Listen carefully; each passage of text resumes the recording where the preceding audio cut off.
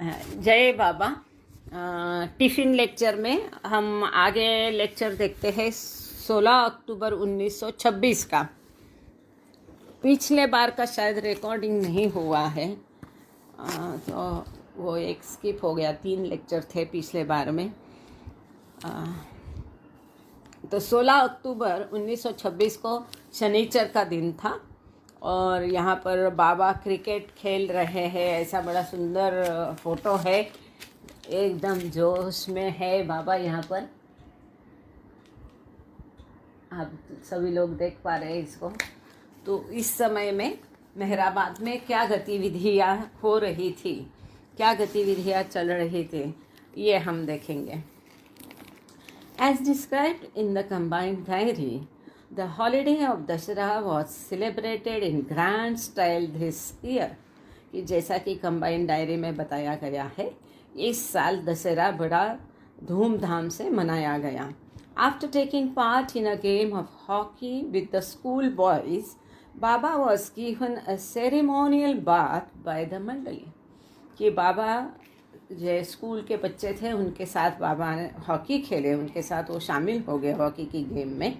और ये होने के बाद मंडली जनों ने बाबा को विधि पूर्वक समारंभ पूर्वक स्नान कराया। And aarti puja was performed at the Sai दरबार।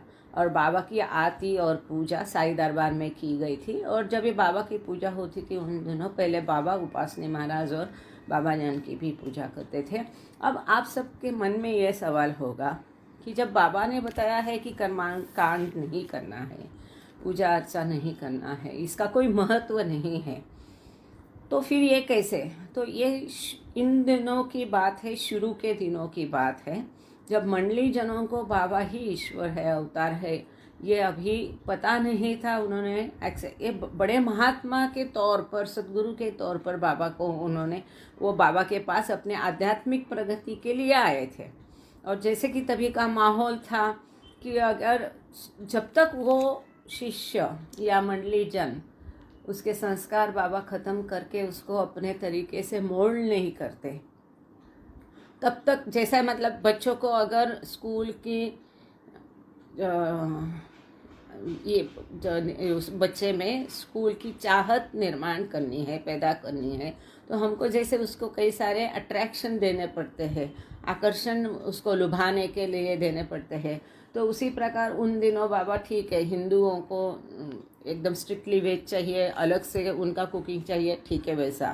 तो ये सब उन दिनों थोड़ा सा उनका मन रखने के लिए ये सभी गतिविधियाँ चलती थी। तो धीरे धीरे मंडली जन इस तरह हो गए हैं कि बाद में इन चीज़ों का कोई महत्व नहीं रहा। फिर भी अपने प्रेमी जनों की मन रखने के लिए, हाथ रखने के लिए बाबा ने कई बार एक्सेप्ट किया है। जैसे कि हम बाद में भी देखते हैं 62 का और दूसरा प्रोग्राम में, सहवास प्रोग्राम में 7 लोगों ने बाबा की आरती उतारी थी, 7 महिलाओं में। तो यहाँ पर आरती पूजा हुई। Baba himself pluck flowers from the garden, wove garlands with them and garlanded the photos of Maharaj and Babajan. बाबा ने स्वयं बगीचे में से फूल तोड़ करके हार बनाए और अपने हाथों से महाराज मतलब उपासनी महाराज और बाबा जान की तस्वीर पर हार उन्होंने बाबा ने चढ़ाए। These were placed in the palanquin and the mandli were instructed to carry around the coach in a procession in the evening. और फिर इन फोटों को एक पालकी में, डोली में रखा गया था और बाबा ने मंडली जनों को बताया था कि शाम को इसका जुलूस निकालना है, बारात निकालनी है। ये फ़ोटो के बारे में यहाँ दिया है, Baba playing cricket probably with some of the, यहाँ पर क्रिकेट लिखा है लेकिन ऊपर हॉकी दिया है। Mandali boys on the east side of Meherabad hill in the mid to late 1920s की ये तस्वीर जो पहले आपने देखी है। Following this ceremonies Baba join the mandali in a game of cricket. अच्छा, क्रिकेट भी खेला गया था। In which Baba himself played on both sides. तो जब ये सब पूजा अर्चा हो गई, इसके पश्चात क्रिकेट का मैच खेला गया और बाबा स्वयं भी क्रिकेट मंडली के साथ खेले और दोनों टीम की तरफ से बाबा ने उस दिन क्रिकेट खेला. After T and sweets the precessional began in which Baba was carried up the हिल. और चाय नाश्ता होने के बाद ये जुलूस निकाला गया, बारात निकाली गई और उसमें बाबा को टेकड़ी के ऊपर ले जाया गया. After further aartis and pujas and the processional back down the hill again, the day's celebrations came to an end at 7:30 in the evening. तो जैसा महाराष्ट्र में प्रथा है कि दशहरा का दिन वो शाम को उसको थोड़ा सा दूर बाहर, गांव के बाहर ले जाया करते हैं, तो वैसा उस तरह से उन्होंने फॉलो किया वो सिस्टम. और जैसे कि आरती और पूजा ख़त्म हुई, इसके पश्चात मतलब ऊपर टेकड़ी पर भी बाबा की आरती और पूजा की गई और उसके पश्चात जुलूस वापस टेकड़ी के नीचे आया. और इसके साथ ही उस दिन के जो भी उत्सव था, वो समारोह था, वो शाम को 7:30 बजे ख़त्म हो गया. बाबा विथ 20 ऑफ द मंडली वेंट टू काकाज हाउस फॉर सपर. इसके पश्चात बाबा मंडली के 20 जनों के साथ काका शहाणे जी के घर में रात का खाना खाने के लिए गए. Sorry. This was followed by a tea party that featured a session of listening to records on the gramophone. तो खाने के पश्चात फिर चाय की पार्टी हुई, वापस चाय पार्टी हुई और इसमें उन्होंने ग्रामोफोन पे कई सारे रिकॉर्ड सुने. बहुत सुंदर सुंदर अच्छे अच्छे फॉरेन के सिंगर्स है और इंडिया के है, क्लासिकल है, ऐसे सब ग्रामोफोन्स को मंडली जन रखते थे और बाबा के लिए प्ले करते थे. One of this records prompted Baba to give an interesting explanation on the spiritual path and its arduous difficulties. जैसे ये ग्रामोफोन पर रिकॉर्ड सभी सुनी गई, इसके पश्चात फिर ऐसा एक गाना सुना कि जिसने बाबा को ये लेक्चर जो आगे हम पढ़ेंगे, ये मज़ेदार लेक्चर देने के लिए बाबा को प्रोत्साहित गया, जो कि आध्यात्मिक पथ और उस पथ पर आने वाले कठिन कठिनाइयों के बारे में है. The one who stumbles, Baba said, finds himself isolated and forced to face his problems on his own. तो बाबा कहते हैं आध्यात्मिक पथ पर यदि कोई लड़खड़ाता है तो वो अपने आप को अकेला पाता है और ऐसी स्थिति उत्पन्न होती है कि उसके स्वयं के प्रश्नों को, कठिनाइयों को उसको खुद को ही हल करना होता है. For others on the path cannot help without thereby putting themselves into jeopardy. यदि और कोई उनकी मदद करने गया तो वो भी खतरा मोड़ लेगा, तो इसके लिए और कोई उसकी मदद नहीं कर सकते. बाबा went on to discourse on the 3 aspects of existence. इसके साथ ही आगे बाबा ने अस्तित्व के जो 3 वैशिष्ट्य हैं, जो गुण हैं, उसके बारे में डिस्कोर्स दिया, लेक्चर दिया, जो कि body, life and the mind, शरीर, जीवन और मन, एज फॉलोज, जैसा कि आगे दिया गया है. द फिजिकल बॉडी, प्राण एंड मन. द भौतिक शरीर, प्राण और मन, इसमें क्या नाता है, इसमें क्या रिलेशन है, कैसा इनका संबंध है. The different degrees of spiritual advancement can be correlated with different parts of the human body as explained below. अध्यात्म मार्ग पर जो आध्यात्मिक प्रगति है, उसकी जो अलग अलग मात्रा है, उनको मनुष्य के शरीर के विविध अंगों के साथ कोरिलेट किया जा सकता है, उनका संबंध प्रस्तापित किया जाता है. उससे वो कैसे रिलेटेड है, संबंधित है. आध्यात्मिक पथ पर जो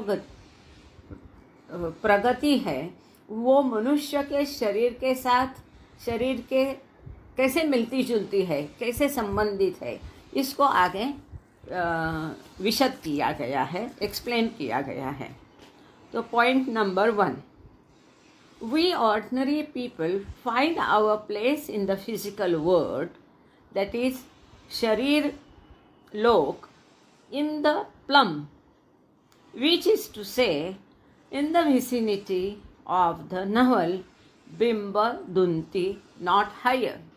हम जो सामान्य मनुष्य है, ऑर्डिनरी, यहाँ पर देखो बाबा क्या कहते हैं, वी ऑर्डिनरी पीपल। कभी कभी बाबा वी सद्गुरु लोग, क्योंकि ईश्वर है, अवतार है, तो सब में है, इसके लिए यहाँ पर वी शब्द का उपयोग किया गया है। So we ordinary people find our place in the physical world, in the plum, which is to say in the vicinity of the navel, not higher। जो सामान्य मनुष्य है इस संसार के, उनकी जगह मनुष्य के शरीर में कहाँ रिलेट की जा सकती है? तो जो बेबी होती है, नवल होता है, उसको हिंदी में क्या कहेंगे कि कोई मेरी मदद कर सकता है? शरीर में जो नवल है, नाभि, तो सामान्य मनुष्य की जगह है शरीर में, नाभि की जगह है, नाभि है, उसके नीचे नहीं है। बाबा कहते उसके नीचे नहीं है।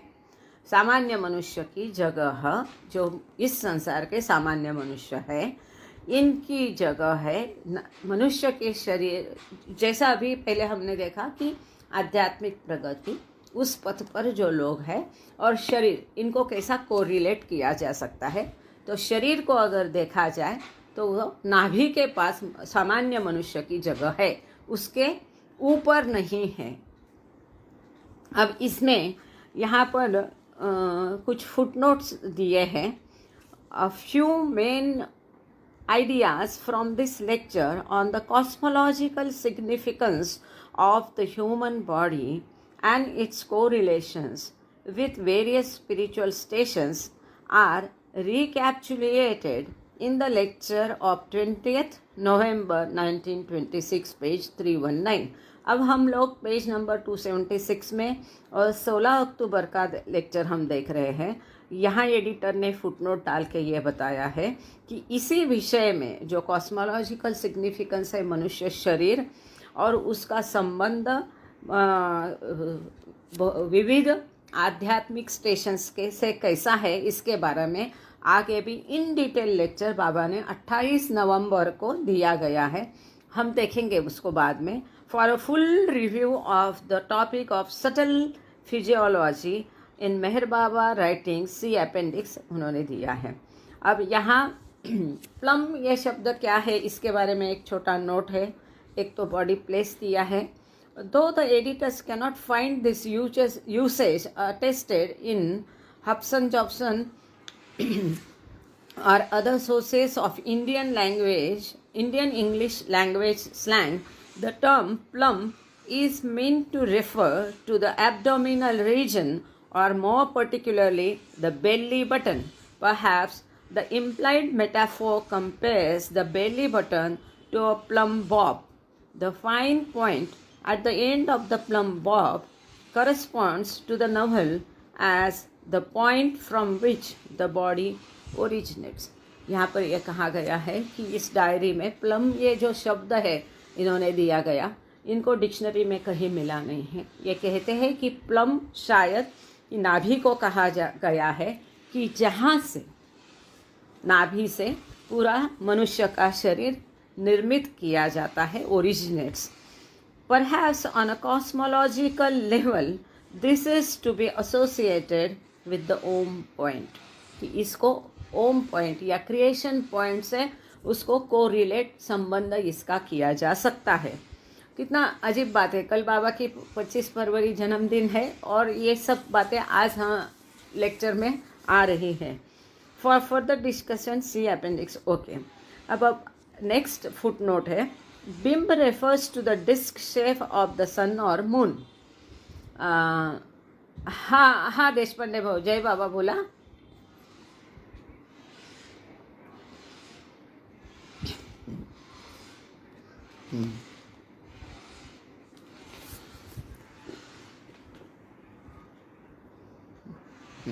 तेच त्यांनी सांगितलं. देशपांडे भाऊ मराठी में बोले, सबके हित के लिए हिंदी में बोल रहे हैं कि जैसे कि वो कह रहे हैं कि बच्चा पैदा होता है तो उसको पहले वो माँ से जुड़ता है, जो नाभि से निकलता है उसको हिंदी में क्या कहेंगे, नाड़ बोलते हैं हम लोग मराठी में, बाद में जिसको कट किया जाता है। तो ठीक है, मनुष्य का शरीर वहाँ से ओरिजिनेट होता है। और उसी प्रकार ये कहते हैं कि विष्णु जी की नाभि से कमल पैदा हो करके उसमें से ब्रह्मांड पैदा हुआ, ऐसा पुराण वेदांत में लिखा गया है। सही है देशपांडे भाऊ, यही कहना था ना? हिंदी हिंदी हिंदी। जय बाबा, थैंक यू। हाँ हाँ। तो दुंती डेसिग्नेट्स द नवेल, मतलब ये दुंती मतलब गुजराती वर्ड होगा, तो इसको उन्होंने नाभि कहा है। और ये डिस्क शेप मतलब वो उसका आकार अगर देखोगे आप इस तरह का, तो एक चंद्र या सूर्य का जो डिस्क है उसके जैसा वो रहता है, ऐसा इसमें कहा गया है। तो ये पहला था कि मनुष्य, सामान्य मनुष्य, उसकी जगह शरीर में कहाँ है? तो नाभि के पास है। Yogis and such others inhabit the pranaloka and the still more advanced the manaloka और द एस्ट्रल प्लेन। जो योगी लोग हैं, जो जीवात्मा थोड़ा अध्यात्म मार्ग पर प्रगत है, सही मायने में, हाँ, हम यहाँ दूसरे योगियों की बात नहीं कर रहे, केवल सही मायने में अध्यात्म पथ पर जो योगी है, प्रगत आत्मा जीवात्मा है, जो योगी है, उन लोगों की जो कि प्राण लोक में रहते हैं, और उनसे प्रगत आत्माएं जो कि एस्ट्रल प्लेन में, मनोजगत में, सूक्ष्म जगत में, जो ये जीवात्मा इतने प्रगत होते हैं आध्यात्मिक पथ पर, वो सूक्ष्म जगत में और मनोजगत में वास करते हैं। ऐसे लोगों की जगह मनुष्य शरीर में कहाँ है? That is they occupy the upper half of the body. शरीर का जो ऊपरी हिस्सा है उसमें उनकी जगह होती है। From the plum to the wind pipe, जो नाभि से लेकर के विंड पाइप तक की जो जगह है, यहाँ तक गले की घंटी, उसको बाबा ने यहाँ पर लिखा है गलानी घंटी।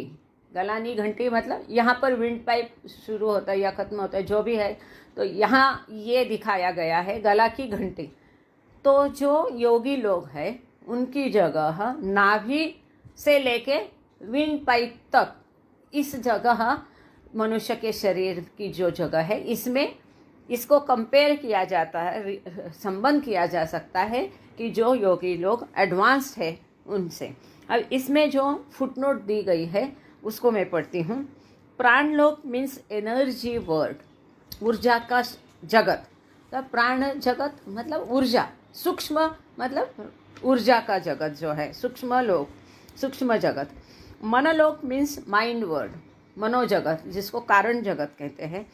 Doubtless the text refers here to what Meher Baba designated in God Speaks and other later works as the subtle sphere. अब यहाँ पर बाबा ने उसको प्राणलोक कहा है,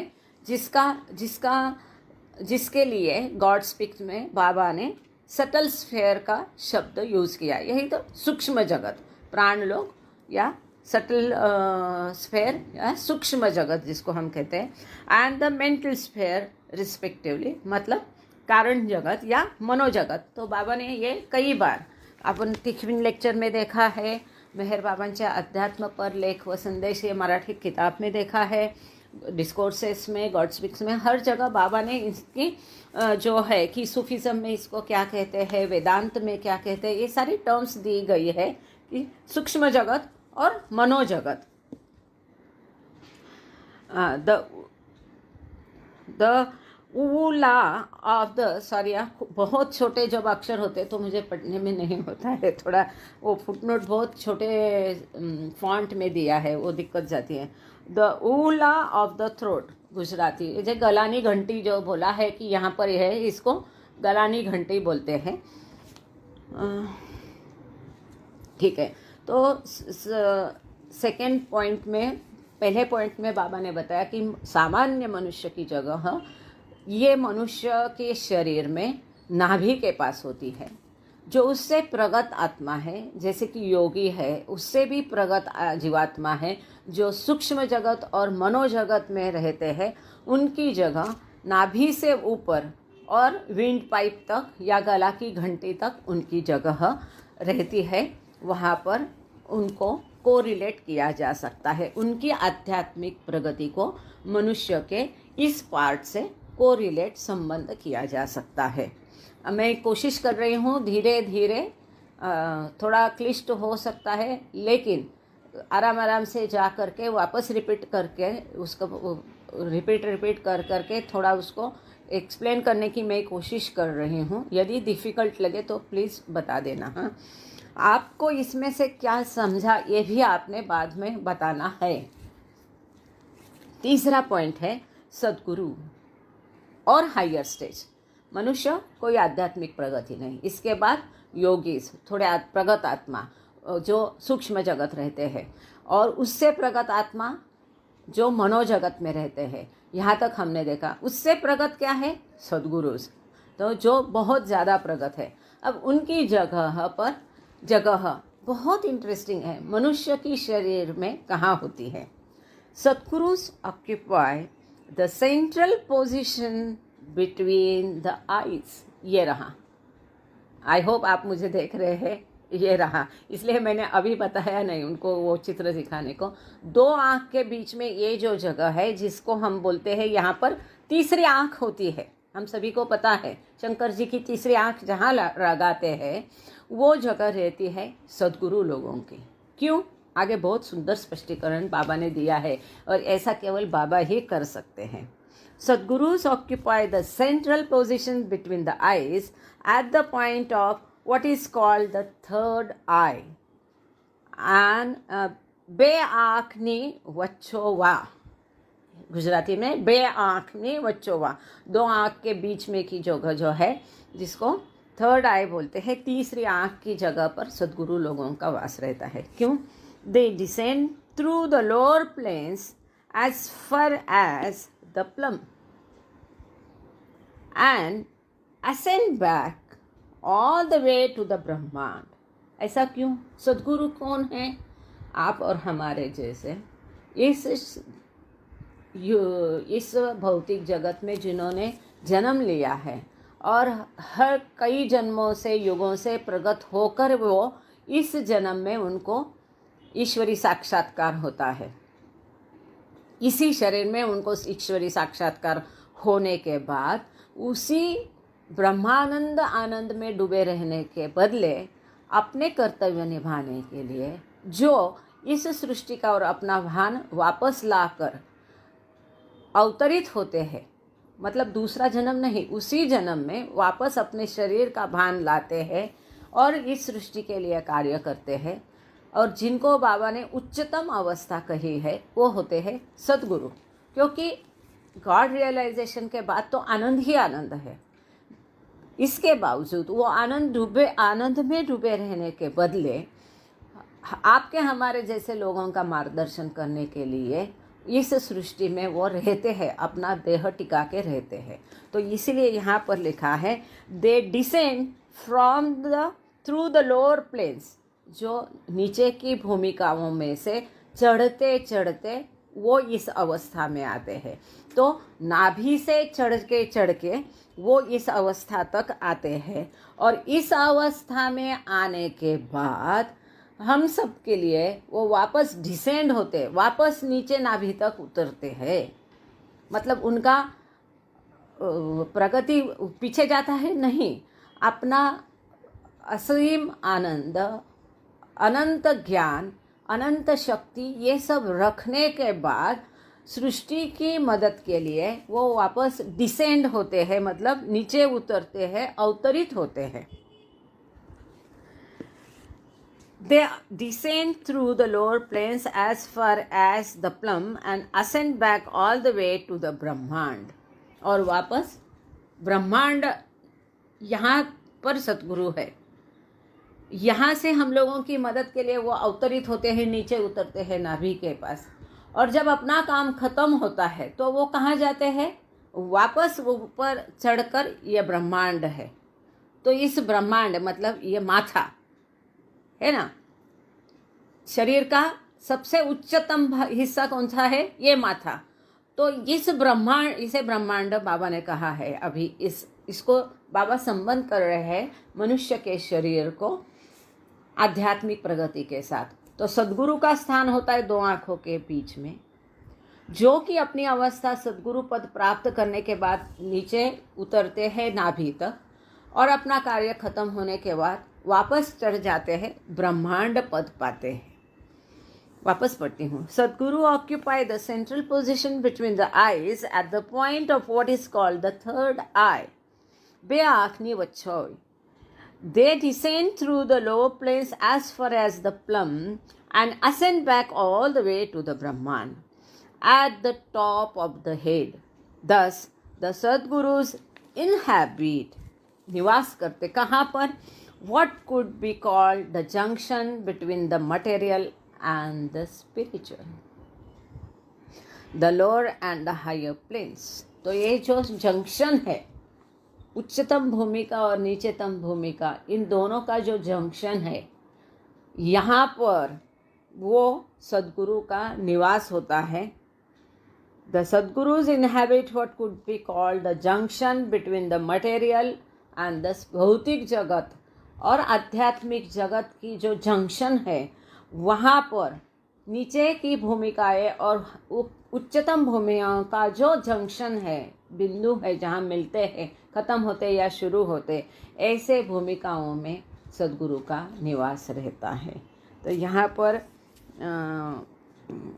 एक छोटा फुटनोट है, उतना पढ़ के फिर हम आगे चलेंगे। डिफाइंड एज द कॉस्मोस और illusory universe, the glossary of to God Speaks, page 285, Brahman can also designate the top of the head। कि गॉड स्पीक्स में टॉप ऑफ द हेड को ब्रह्मांड कहा गया है। Literally it means the egg of Brahma, मतलब ये वास्तव में शब्दशः ब्रह्मा का अंडा इसको कहा गया है। और the so called cosmic egg, Hiranyagarbha, इसको क्या कहा गया है? कॉस्मिक एग और हिरण्यगर्भ कहा गया है। Is also use to designate this. God Speaks में भी ये आया है, आप सभी ने गॉड स्पीक्स पढ़ा है। तो देखो, ये हमने कई बार बताया है कि ये चाहे लेख हो या टिफिन लेक्चर हो, इसको ध्यान से पढ़ के समझने की कोशिश करेंगे तो एक एक एस्पेक्ट आपको गॉड स्पीक्स का उजागर होते जाएगा, समझ में आ जाएगा। क्योंकि ये ले मैन्स लैंग्वेज में है, साधारण मनुष्य को समझ में आएगी, ऐसी भाषा में बाबा ने ये शुरू के दिनों में दिया है। ये पढ़ने से हमको गॉड स्पीक्स समझने में आसानी होगी। Cosmic in the various Hindu yogic and cosmological traditions, cosmic क्या कहेंगे? कोई हिंदी वाले हैं तो प्लीज़ इसका मुझे हिंदी शब्द बताइए। कॉस्मोलॉजिकल, कॉस्मिक जो है। In the various Hindu yogic and cosmological traditions, the cosmic egg is usually identified with latency or the primordial stages in the creation process। कि जो सृष्टि की जो उत्पत्ति है, उसकी जो उत्पत्ति की प्रोसेस है, इसमें ये cosmic as is usually identified latency of the primordial stages in the creation process। Perhaps this lecture means to suggest that the Sadguru, thank you, वैश्विक अंडा म्हणायचं मग, हां वैश्विक, thank you Ketaki. Perhaps this lecture means to suggest that the Sadguru ascending from the lower planes returns to that state of realization which infinite intelligence characterizes as wakefulness in sound sleep, and in which all creation has reverted to the fine state which is the state of latency। हम सब ने इसके पहले जो है infinite intelligence कर चुके हैं। यदि याद नहीं होगा तो इसमें गॉड स्पीक्स का भी रेफरेंस दिया है, इन्फिनिट इंटेलिजेंस का भी रेफरेंस देकर यही कहा है कि सद्गुरु जो है, जो ये गहरी नींद और जागृत अवस्था और गहरी नींद में पूर्ण जागृत अवस्था और कौन कैसा सोता है उसमें उसकी अवस्था कैसी होती है, इसी टिफ़िन लेक्चर में भी हम 2-3 लेक्चर पहले कर चुके हैं इसको। तो जो सद्गुरु है उसका गहरी नींद में पूर्ण जागृत अवस्था के साथ उसको यहाँ पर कंपेयर किया है और उनका जो है नीचेतम भूमिकाओं से चढ़कर उस अवस्था पर साक्षात्कार की अवस्था तक वो सद्गुरु जाते हैं, जो कि हमने अभी देखा था। तो हमने पहले देखा कि सामान्य मनुष्य जिसका वास रहता है, मनुष्य के शरीर में रहता है, नाभि इसका निवास है, उसका स्थान है नाभि का। जो जीवात्मा प्रगत है, जो सूक्ष्म जगत में रहते हैं, उससे भी जो और प्रगत जीवात्मा है जो मनोजगत में रहते हैं, उनका स्थान जो है मनुष्य के शरीर में नाभि से लेकर विंड पाइप तक, गलानी घंटी बाबा ने वहाँ शब्द यूज़ किया है, वहाँ तक रहता है योगी लोगों का। और उससे उच्चतम अवस्था है सद्गुरु की, इनका निवास होता है 2 भ्रुकुटी के मध्य में, तीसरी आँख के वहाँ पर, और वहाँ से वो असेंड डिसेंड करते हैं और अपना बाद में नाभि से वापस वो असेंड करके चढ़ करके ब्रह्मांड पद तक वो जाते हैं, वहाँ पर उनका स्थान रहता है। अब इसके बाद में है चौथी अवस्था जो है मजहूब्स। हम सब अभी मजहूब्स भली भांति जानते हैं, जो कि ईश्वरी साक्षात्कार प्राप्त जीवात्मा है। किंतु ईश्वरी साक्षात्कार प्राप्त होने के पश्चात ना ही वे अपना शरीर तुरंत छोड़ देते हैं, ना ही उस शरीर का उनको भान रहता है। तो क्या होता है, ईश्वरी साक्षात्कार के पश्चात जो अनंत आनंद अवस्था में वो डूबे रहते हैं। और ये जो अवस्था है ये शरीर में कहाँ पर है? द मजहूब्स इन जीवन मुक्ति अबाइड इन द ब्रह्मांड माथा वेयर दे एंजॉय अनंत आनंद। तो जो मजहूब है ये ब्रह्मांड या माथा में रहते हैं, यहाँ पर उनका शरीर में स्थान है, या शरीर के इस स्थान से मजहूब की अवस्था को रिलेट किया जा सकता है। मजहूब कहाँ रहते? तो माथा में रहते, ब्रह्मांड जिसे कहा गया है, और यहाँ पर वो अनंत आनंद अवस्था एंजॉय करते हैं। रिटेनिंग नो सेंस और awareness of their gross physical bodies और mind, they are unable to descend from their higher station to creation consciousness. वहाँ पर उनको अपने शरीर का, भौतिक शरीर का, मन का, किसी भी चीज़ का भान नहीं रहता है, चेतना नहीं रहती है, कॉन्शियसनेस नहीं रहता है। और इसलिए वहाँ से उतर कर जो भौतिक चेतना में आने के लिए वो इनकेपेबल रहते, वो कर नहीं सकते। वहाँ से उतर कर अनंत आनंद अवस्था वो छोड़ना नहीं चाहते, और वो अवस्था में उनको अपने मन तथा भौतिक शरीर का भान नहीं होता है, चेतना नहीं रहती। इसीलिए उसको छोड़ करके वो भौतिक कॉन्शियसनेस जो है, भौतिक चेतना में आ नहीं सकते हैं। तो यहाँ पर रहते हैं मजहूब्स। अब हम कीजिए, अभी आप वो फिगर दिखाइए, जो कि बहुत बढ़िया सुंदर ये फिगर, इम्पोर्टेंट जो आकृति है, ये एडिटर लोगों ने ये किताब में दी है। हालांकि बाबा ने जो दिया है वो भी केतकी दिखाएगी, नहीं शायद उसको मैंने भेजा नहीं, आई एम सॉरी। तो डायरी में केवल इतना ही लिखा है, ये है डायरी में, लेकिन एडिटर ने इसके लिए बहुत फेमस जो आकृति है, लियोनार्डो द विंची, बहुत जाने माने पेंटर है, आप लोग जानते हुए, यूरोप के लियोनार्डो द विंची, ग्रेट।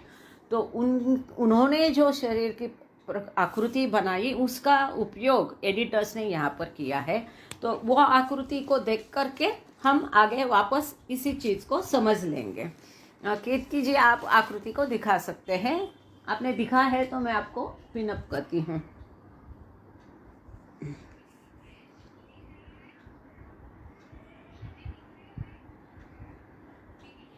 जी जी, हाँ, जो उसमें वाचू नाही शकत आहे। दुसरी एक होती, हिला थोडं झूम करता येईल का, किंवा शरीर फक्त नीट ही बरं थोड़ी झूम कर। अच्छा, इसमें आप लोग पढ़ नहीं पाओगे, केवल आकृति को आप ध्यान दीजिए, मैं आपको पढ़ के बताती हूँ। The relation between the space of the real and the illusory is shown in figure 23 on page 278। तो ये जो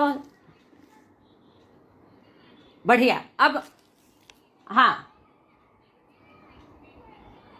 हाँ, ओ ग्रेट, थैंक यू। अच्छा, ये अभी हमको ठीक दिख रहा है, और किसी को और भी पढ़ना है तो वो एक्सपांड करके देख सकता है, ऐसा कितकी ने कहा है। एक मिनट में ज़रा audio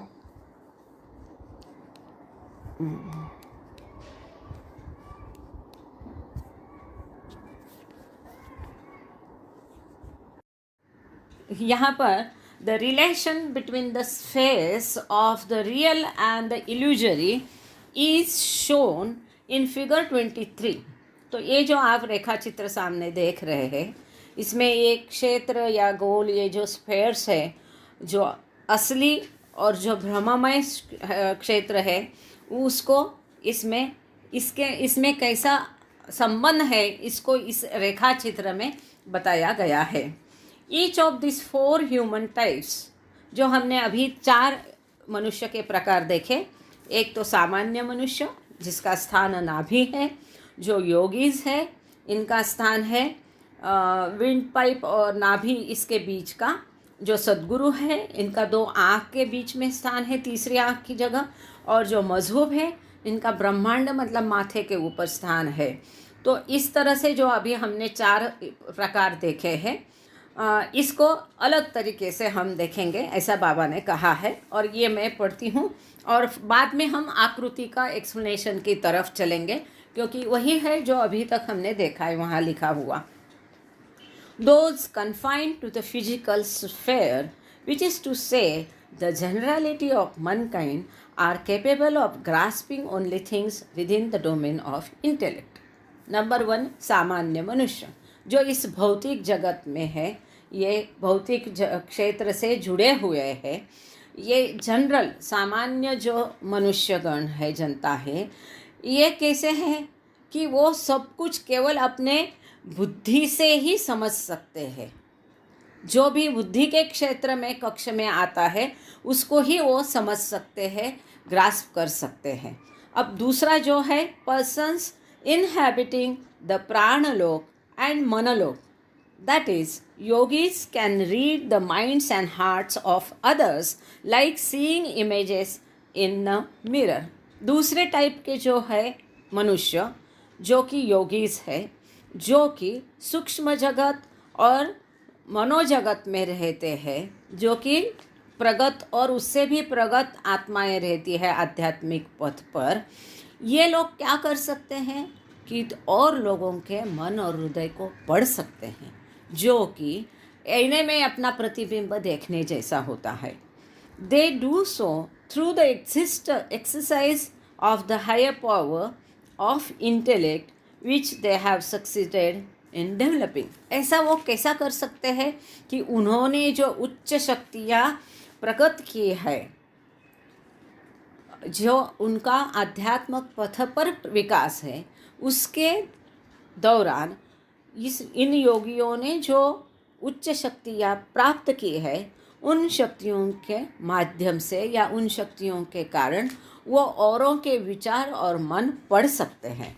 Nonetheless, they too fall under the domain of intellect। बहरहाल वो भी, फिर भी, इसके बावजूद वो भी ये जो बुद्धि का क्षेत्र है, डोमेन है, इसी में वो भी रहते हैं, वही भास में जगत में वो भी रहते हैं।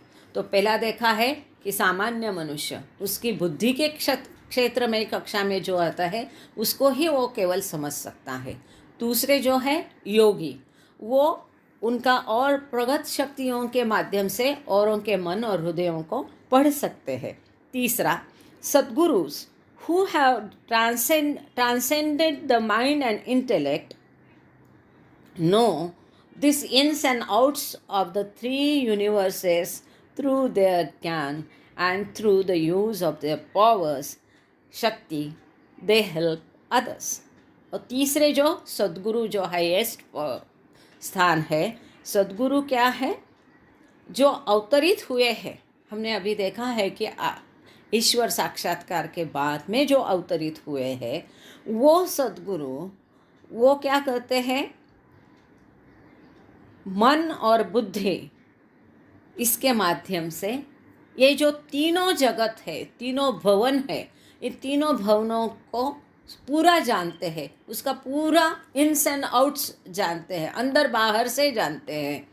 वर्ड टू वर्ड ट्रांसलेशन अगर करना है कि जो सद्गुरु लोग हैं वो मन और बुद्धि के द्वारा ये तीनों जगत को पूरी तरह से कंप्लीट ज्ञान, उनका पूर्ण ज्ञान है, क्योंकि उनके पास परिपूर्ण ज्ञान है, और अपनी शक्तियों के माध्यम से वो दूसरों की मदद करते हैं। अपनी शक्तियाँ वो दूसरों की मदद करने के लिए उपयोग में लाते हैं। चौथा प्रकार है मजहूब्स। Those persons who have gone beyond mind and intellect but who cannot descend to normal consciousness again can make no use of their powers but can only enjoy परमानंद। जो मजहूब स्थिति है, मजहूब स्थिति के जो जीवात्मा है, जो अपने मन और बुद्धि के परे है, मन और बुद्धि के परे पहुंच गए हैं, जो कि सामान्य चेतना में वापस नहीं आ सकते हैं, ये लोग अपनी बुद्धि का और शक्ति का उपयोग सबके लिए नहीं कर सकते, क्योंकि वो परमानंद स्थिति में स्थित रहते हैं, उसमें रहते हैं। For how could they avail themselves of mind and intellect when they are entirely unaware of their own gross existence. तो ये बोलते हैं, यहाँ बाबा कहते हैं, how could they avail themselves of mind and intellect. वो मन और बुद्धि के पार पहुँच गए, परमानंद स्थिति में है। तो जब वो खुद का अस्तित्व के बारे में ही भान उनको नहीं है, कुछ जानते नहीं, इस जगत के बारे में भी उनको भान नहीं है, तो वो दूसरों की मदद क्या कर सकते हैं? कैसे करेंगे? वो मन और बुद्धि को कैसा उपयोग करेंगे? नहीं कर सकते हैं।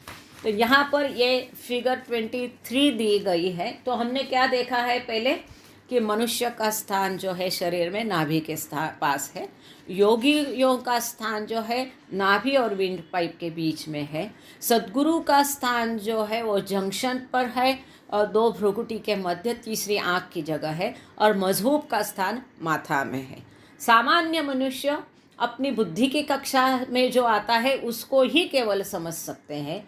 योगीज जो है वो अपनी बुद्धि, मन जो उन्होंने प्रगत किया है और शक्तियाँ प्राप्त की है, उसके माध्यम से दूसरों का मन और हृदय पढ़ सकते हैं।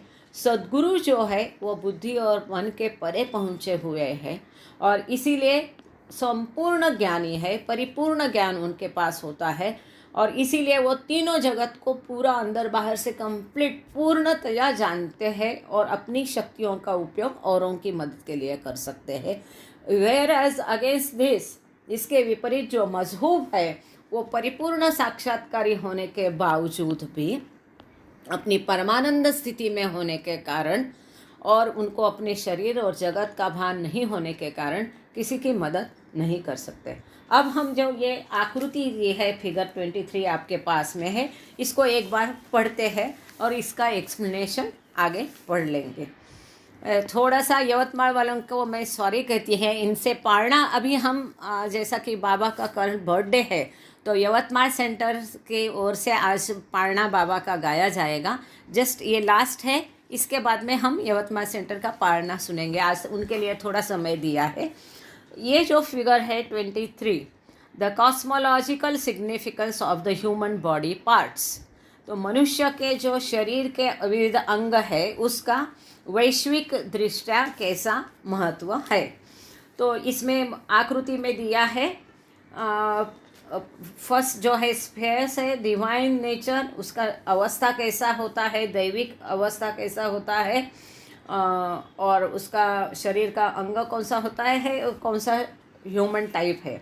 तो माथा दिया है, दैट इज़ द रियलिटी। पहला जो पॉइंट है, रकेट की अभी एरो दिखा सकती है, पहला जो है टॉप में माथा दिया है जिसको ब्रह्मांड कहा गया है, जिसको राइट में रेड में आप दिख रहे हैं रियलिटी, ये अंतिम सत्य है।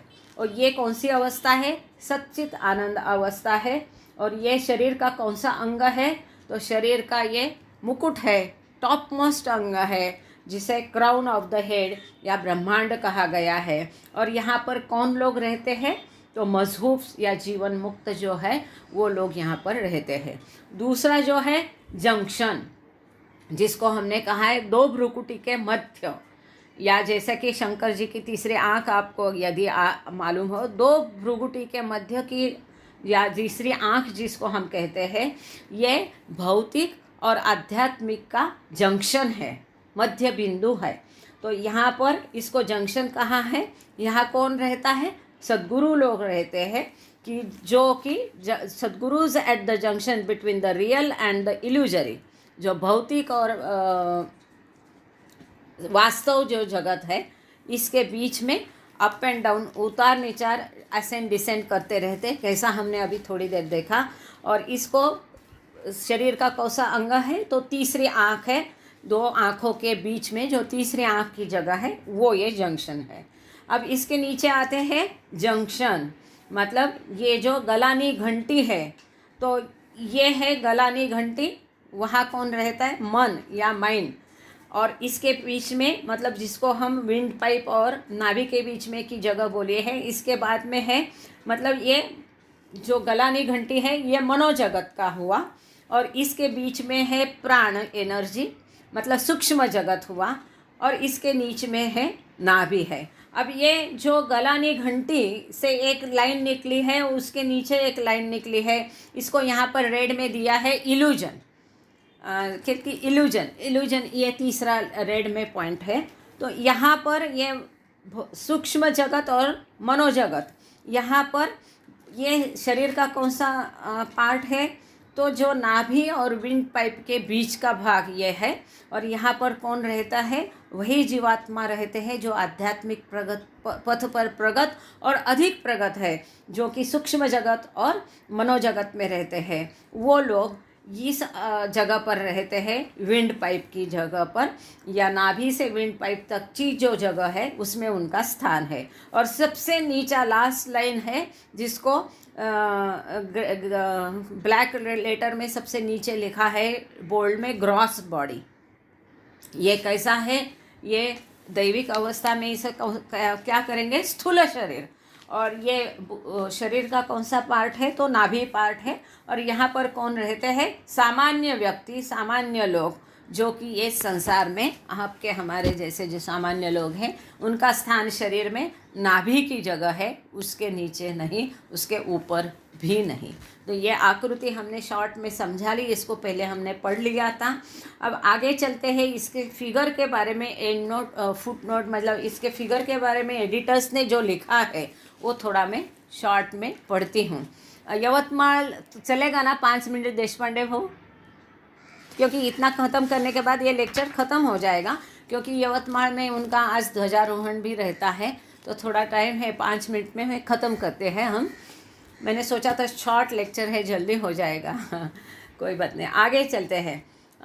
की टू फिगर 23, इसके बारे में, ये जो आकृति 23 है, इसके बारे में एडिटर्स ने क्या नोट दिया है उसको पढ़ते हैं। The manuscript sources for figure 23 present the diagram spacely through typography only and without handwritten addition। इसके बारे में नोट में कुछ चित्र नहीं बताया, केवल हाथ से लिखा गया है। Yet the idea is clear nonetheless। इसके बावजूद ये जो वो कहना चाह रहे हैं वो बहुत क्लियर है। The Ajay Baba, the artist, बस हो ही गया। हाँ, एक 5 मिनट। यस, यवतमाल रेडी है, 5 मिनट देंगे, चलेगा? चार्जल, सुनीता, 5 मिनट दे सकते आप? 5 मिनट में मैं ख़त्म करती हूँ, फिर अपन पढ़ना लेंगे, चलेगा?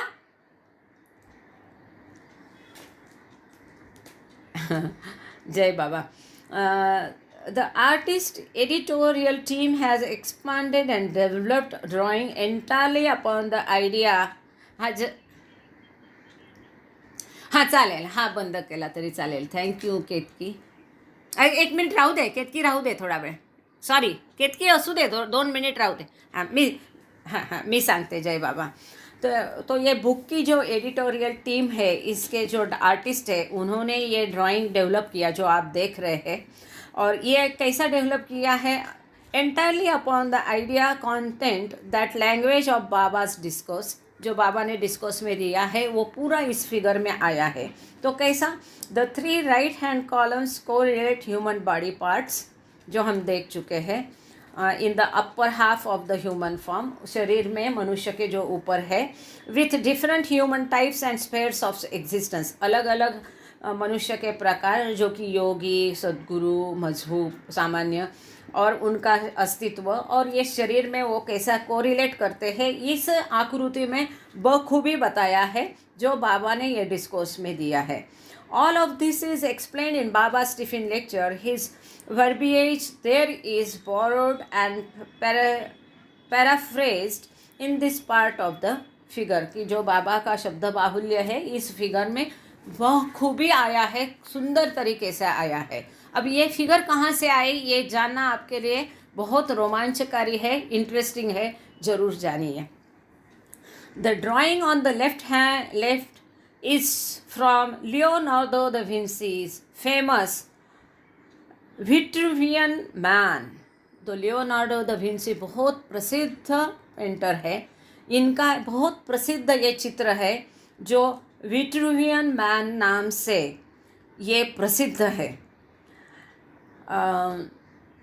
ये जो चित्र है इतना सुंदर है और इतना प्रसिद्ध है, ये पूरे संसार में ये चित्र प्रसिद्ध है. इसमें mathematics, geometry, architect and science, मतलब गणित, भौमिति, आर्किटेक्चर और शास्त्र, इन सब का इतना सुंदर उपयोग इस चित्र में किया गया है. आप बाद में इसको गूगल करके ज़रूर देख लीजिएगा कि इस किस, और लियोनार्डो दा विंसी ने वैसा ही चित्र निकाला है जो कि बाबा के डिस्कोर्स में मैटर आया है. एग्जैक्टली वही चित्र वैसा ही उनको मिला है और इसीलिए एडिटर्स ने ये सुंदर चित्र का यहाँ पर उपयोग किया है. और द करस्पॉन्डेंसेस बिटवीन माइक्रोकॉस्म एंड मैक्रोकॉस्म, जो सूक्ष्म जगत है और त्रिभुवन या जहान है, तीनों जगत है, that Baba explains in words are drawn in and mapped with reference to Leonard's pen and pink image. इसमें जो ये तीनों भवन और माइक्रोकॉस्म सूक्ष्म जगत और तीनों या जहान, तीनों जगत या त्रिभुवन है, ये सब इसमें बहुत सुंदर तरीके से अपनाए गए हैं. अब ये आकृति कैसी है? ये आकृति उन्होंने ऐसी की है कि जो हथेली है हमारी, आप इसको देख सकते हैं. अच्छा केतकी माझा स्क्रीन दाखवशील? जय बाबा. केतकी, हाँ, आप लोग मुझे देख पा रहे हैं? हाँ, तो ये चित्र में कैसा उन्होंने बताया, आप कोई भी देखो, आपकी हथेली है, इसमें 4 उंगलियां आपकी आएगी. कोई भी देखो, आपकी हथेली मतलब आपकी 4 उंगली है, और आपके जो पैर है, ये जो है, ये इसमें आपके हाथ में भी ये 4 ऐसे पाम आते हैं. आपके पैर जो है इसमें भी ये ऐसे 4 पाम आते हैं. पाम मतलब ये हथेलियाँ आती है ऐसे. और जो बॉडी है, संपूर्ण शरीर है, इसमें ऐसे 24 हथेलियाँ आती है. और इसका सब प्रोपोर्शन 1/8 प्रोपोर्शन है. मतलब इतना, मतलब मनुष्य का अपना शरीर के बारे में हम कभी इतना सोचे नहीं होंगे कि कौन से पार्ट कितना गुना है कौन से पार्ट के. तो ये पार्ट है, ये है, ये पार्ट इसके 4 गुना है, वो पैर इसके 4 गुना है, वो उसके 8 गुना है। संपूर्ण शरीर जो है ये 24 हथेलियों से बना गया है। ऐसा इसमें ये आप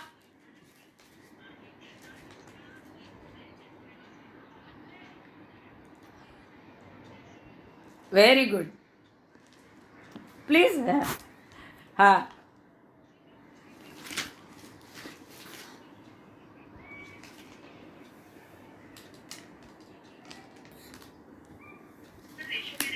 आप रिपीट करेंगे प्लीज केतकी, क्योंकि रिकॉर्डिंग में मैं जब ईयरफोन लगाती तो आता नहीं ना। मैंने ईयरफोन लगाया, आप रिपीट करिए प्लीज।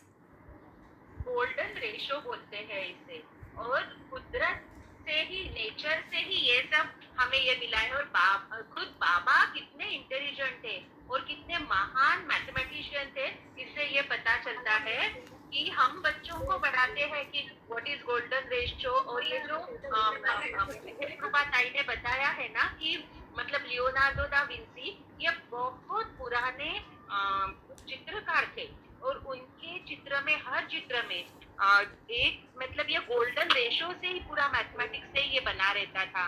तो अभी ये जो अभी उल्लेख किया गया, अभी वो जो चित्र था उसमें तो ये जो बताया गया ना कि cosmological significance of the human body parts, तो ये बहुत ही सुंदर है और आपको ये समझना है। जय बाबा, जय बाबा, जय बाबा, समझना है, सब समझना है। जय बाबा, जय बाबा। यवतमाल वाले बस 2 मिनट प्लीज़। हाँ, इम्पोर्टेंट टॉपिक चल रहा है, तो अभी हम ख़त्म करेंगे थोड़ी देर में इसको, और फिर आपका पढ़ना लिया जाएगा। एक लास्ट पैराग्राफ बचा है, द 3 सोर्स डायग्राम। या पहले इनका पढ़ना ले लेते क्या कितकी?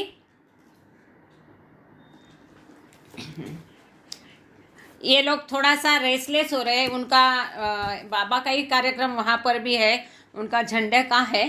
तो पहले यवतमाल वाले का, हाँ हाँ, तो जय बाबा यवतमाल 4 जन, 4 जन, सुनीता 4 जन। हाँ हाँ, तो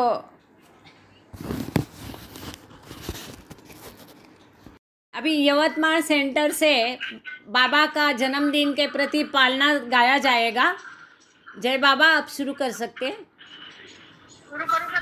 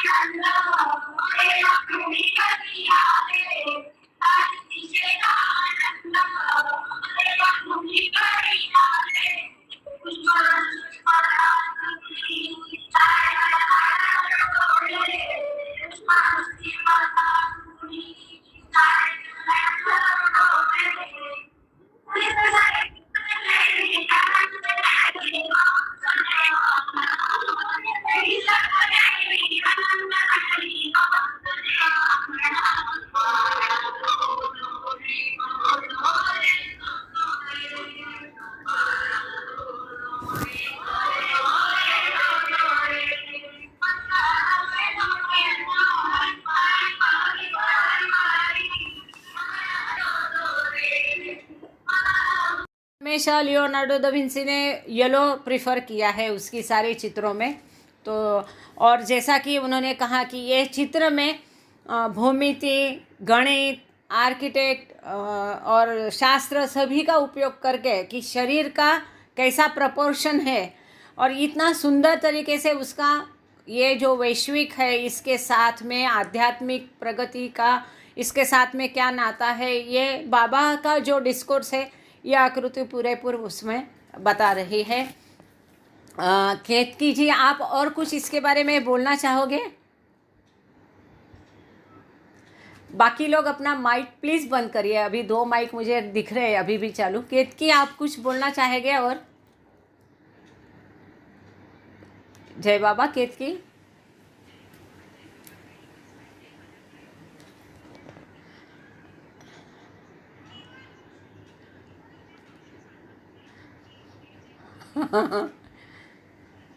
गोल्डन रेशो, अच्छा, ओके, हाँ हाँ।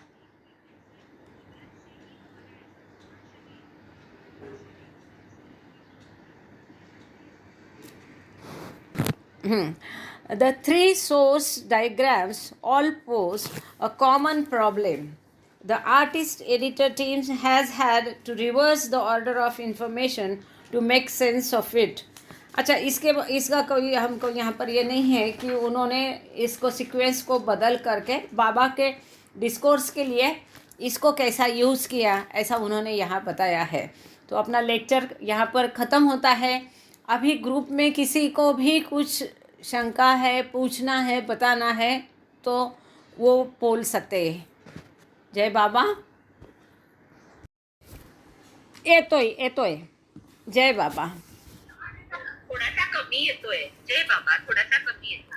जरा तोंडाजवळ फोन धराल, नाही तर माईक लावाल. फोन थोडं तोंडाजवळ धरा, नाही तर माईक लावा, म्हणजे आवाज क्लिअर येईल.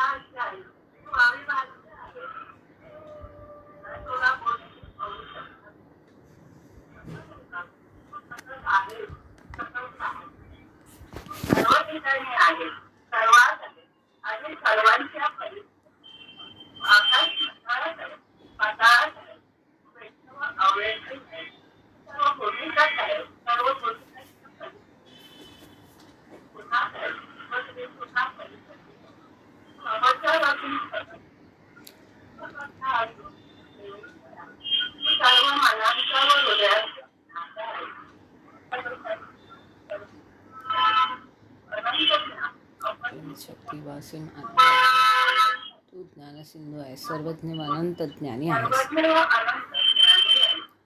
भूत, वर्तमान व भविष्य यांचा तू ज्ञाता असून स्वयं ज्ञानच आहेस. तू दयेचा सागर असून सदैव कल्याणकारी आहेस. अनंत ज्ञान म्हटलेला तू आत्म्यांचा आत्मा आहेस. सत्य, ज्ञान व आनंद यांची त्रयी तू आहेस. तू सत्याचा उगम असून प्रेमाचा महासागर आहेस. तू आदि पुरुष असून श्रेष्ठाहून श्रेष्ठ आहेस. तू प्रभू व परमेश्वर आहेस. तू परमदेव असून परात्पर परब्रह्म आहेस. तू परब्रह्म परमात्मा आहेस. तू अल्लाह इलाही यस्दान आहुरमस्त व प्रियतम परमेश्वर आहेस. तुला तुझा किंवा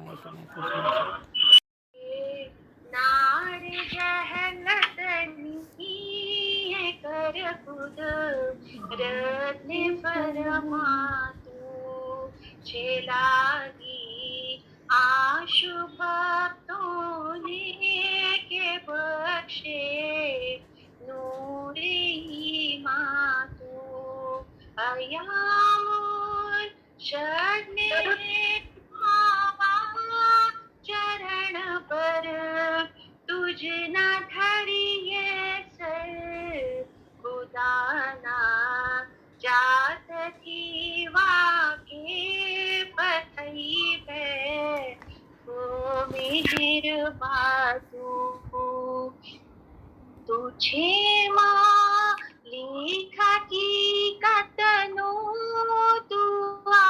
आशिक भी ने आरिफ भी तुझे दरी याए वहदत मारे वतनो कोई तूफान तू खामो रहे रब ने ऐसा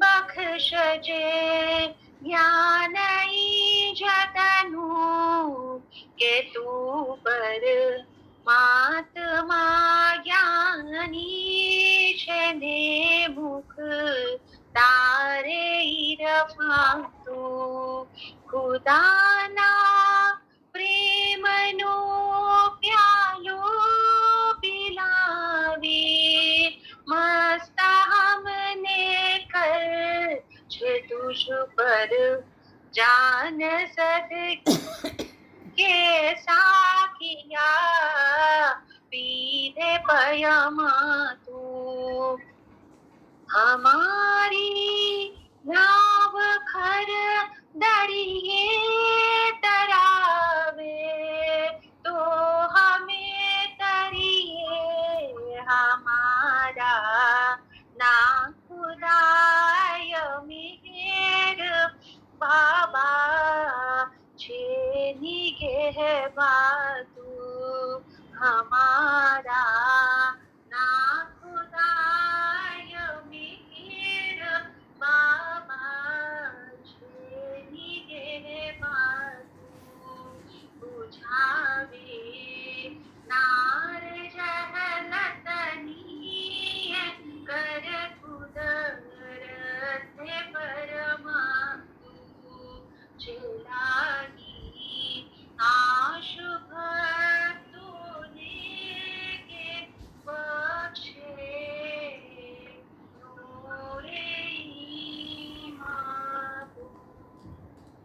अवतार मेहर बाबा की जय।